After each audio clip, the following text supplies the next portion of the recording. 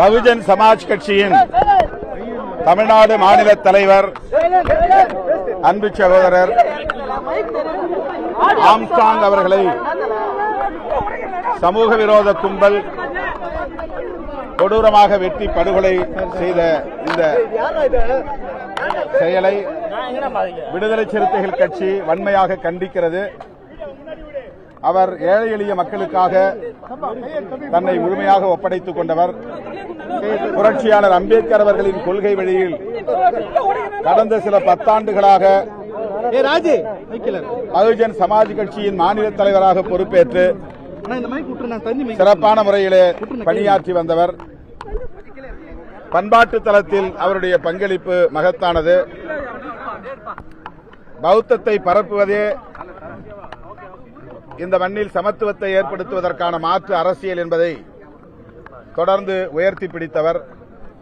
தன்னுடைய குடியிருப்புக்கு அருகே, இல்லத்துக்கு அருகே ஒரு புத்த விகாரையும் புதிதாக கட்டி எழுப்பியிருக்கிறார்.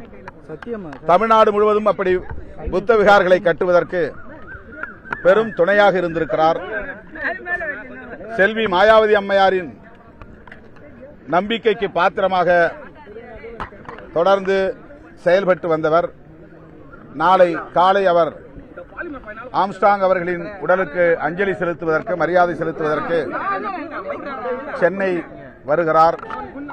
இந்த நிலையில் அவருடைய திரு உடலை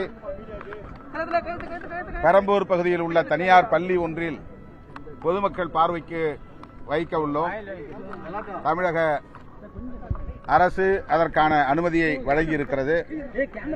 அதேபோல அவருடைய கட்சி அலுவலக வளாகத்திற்குள்ளே அவருடைய உடலை நல்லடக்கம் செய்வதற்கும் அனுமதி அளிக்க வேண்டும் என்று பகுஜன் சமாஜ் கட்சி கோரிக்கை வைத்துள்ளது. அந்த கோரிக்கையை விடுதலை சிறுத்தைகளும் வலியுறுத்துகிறது.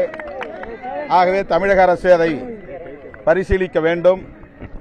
அவருடைய சொந்த இடத்திலேயே, பட்டா இடத்திலேயே, கட்சி அலுவலக வளாகத்திலேயே அவருடைய உடலை அடக்கம் செய்வதற்கு அரசு அனுமதிக்க வேண்டும் என்று கேட்டுக்கொள்வதோடு, இந்த கொலையின் பின்னணியில் உள்ள உண்மையான குற்றவாளிகளை கண்டறிவதற்கு உரிய நடவடிக்கைகளை மேற்கொள்ள வேண்டும். அவர்களை கைது செய்ய வேண்டும்.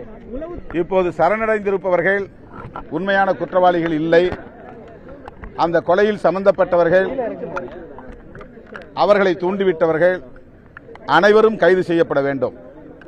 ஆகவே சரணடைந்தவர்களை கைது செய்துவிட்டோம் என்ற அளவிலே புலன் விசாரணையை நிறுத்திக் கொள்ளக்கூடாது.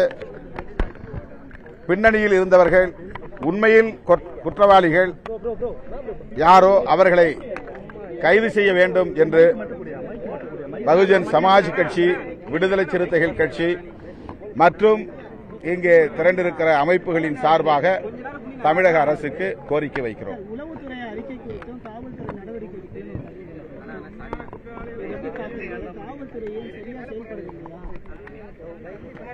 இவர் பொதுமக்களுடைய பிரச்சினைக்காக பல்வேறு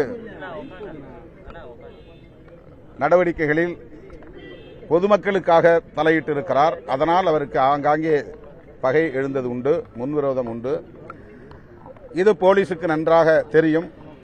அவருக்கு உரிய பாதுகாப்பை காவல்துறை வழங்கியிருக்க வேண்டும். அது அதிர்ச்சி அளிக்கிறது.